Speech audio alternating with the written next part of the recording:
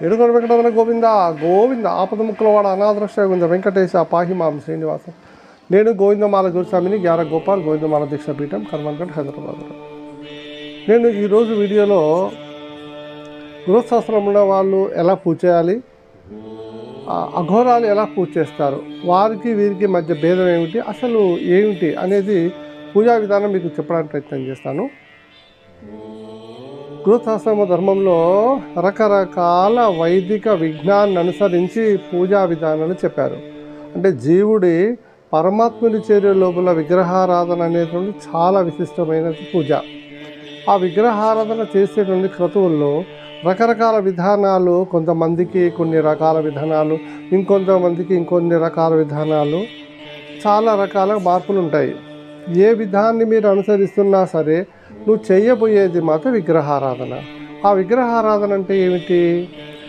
నీలో ఉన్నటువంటి ప్రాణ స్వరూపాన్ని, ఆత్మ చైతన్యాన్ని నీ ఎదురుగా ఉండండి అంగుష్ట వ్యాస విగ్రహంలోనికి ప్రాణ ప్రతిష్ఠ చేసి మిమ్మల్ని వారిలోకి తీసుకెళ్ళి పరకాయ ప్రవేశం చేసి, పరకాయ ప్రవేశం అంటే అర్థం ఏమిటి? ఒక చనిపోయినటువంటి వాడు, విదేహి ఉన్నట్టు వాడు విగత జీవిగా పడి ఉన్నటువంటి వాడు కానివ్వండి, దేహంలోకి బాగున్నటువంటి ప్రాణశక్తిని అందులోకి పెట్టడం. అలాగే ఇక మనం చేసే విగ్రహాల పూజ కూడా జీవము లేనటువంటి లోహాలకి, రాళ్ళకో, బండరాళ్ళకో మనము ఏర్పాటు చేసుకుంటాం. అదే పరస్వరూపాలుగా చెప్తాము. ఆ పరస్వరూపం నుంచి ఏర్పాటు చేసుకున్నటువంటి దేవతా విగ్రహాల నుంచి, ఆ విగ్రహాలలోకి మనలో ఉన్నటువంటి ప్రాణం ఏదైతే ఉందో ఆ ప్రాణాన్ని యొక్క శక్తిని అందులోకి మంత్ర సహితంగా అందులోకి నిక్షిప్తం చేస్తామన్నమాట. అలా నిక్షేపం చేసిన తర్వాత అదే నేను, అదే నాలో ఉన్నది పరమాత్మ చైతన్యాన్ని నా ఎదురుగా ఉన్నటువంటి విగ్రహంలోకి నేను పంపిస్తున్నాను అని దాన్ని నేను పూజిస్తున్నాను ఆధ్వర్యంలోకి వెళ్ళి దానికి పంచామృతాలతో అభిషేకం చేయటం. పంచామృతాలంటే అభిషేకం అంటే దేనికి చేస్తారు? పాలు, పెరుగు, నెయ్యి, తేనె, దాంతోపాటు కొబ్బరి నీళ్ళు, పంచదార, ఇవన్నీ కానీ ఎందుకు చేస్తామంటే ఇవన్నీ సప్తధాతువులైన దేహానికి ప్రాణాన్ని పోసేవన్నమాట. ఇవన్నీ అది పెంచేటటువంటి వాటి స్థాయిని, స్థితిని పునరుద్ధరించడానికి ఈ నైవేద్యాలు, ఈ ఉపచారాల కోసం మనం వినియోగించేటువంటి ఈ పదార్థాలన్నీ, ఈ ద్రవ్యాలన్నీ. అలా ఈ పంచామృతాలు స్వామికి అభిషేకం చేస్తున్నాము, రకరకాల పళ్ళ రసాలతో అభిషేకం చేస్తున్నామంటే అంటే తీర్థం బాగుంటుందని కాదు.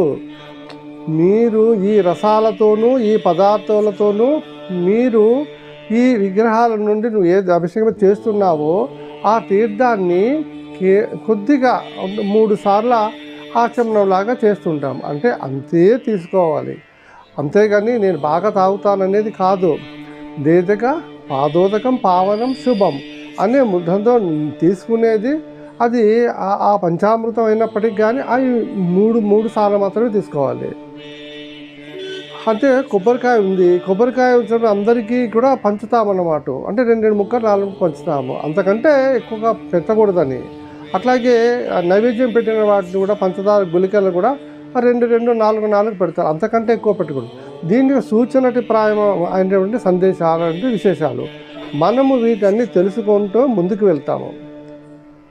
ఆ ముందుకు వెళ్ళినటువంటి క్రమంలో గృహశాస్త్రము ధర్మంలో పూజా విధానం ఇది చెప్పారు, ఇలా చేయమన్నారు, ఇది పూజ, దీంతో ఇది పొందొచ్చు, ఇది మనకి సిద్ధిస్తుంది అనేది.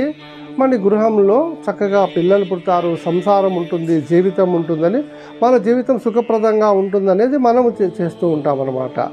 ఈ అన్ని విషయాలు చెప్తారు. ఇవన్నీ తీరలేదనుకోండి, ఏ కోరిక తీరలేదు, సరే విద్యాభ్యాసం రాకుండా నువ్వు ఏం చేస్తాం? మనము ఎవరు పిల్లలు ఇవ్వరు కదా, దాంతో వాడికి అదొక రకమైన ఫ్రస్ట్రేషన్ వచ్చేస్తుంటుంది. వాడు ఏం చేస్తాడు?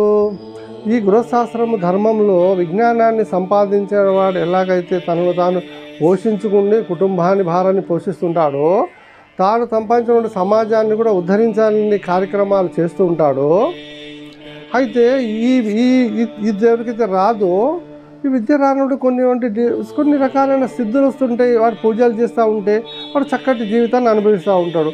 దానికి విరుద్ధంగా ఉన్నవాడు ప్రపంచం మొత్తంలో దైవాన్ని చూడడంకి అలవాటు చేసుకోవడంని, జ్ఞానం ఉన్నవాడు చూస్తాడు భగవంతుని, జ్ఞానం లేనివాడు చూడలేడు కదా. నాకు దైవం కనపడటం లేదు, దేవుడు నాకు కనపడటం లేదు, అసలు నాకు సరైనది ఈ లోకంలో లేదు అని వానికి వాడే అనుకొని విగతలుగా మారిపోయి, అంటే ఇప్పుడు ఏమవుతుందంటే ఇంకా వేరే మార్గాన్ని వెనుకుంటారనమాట.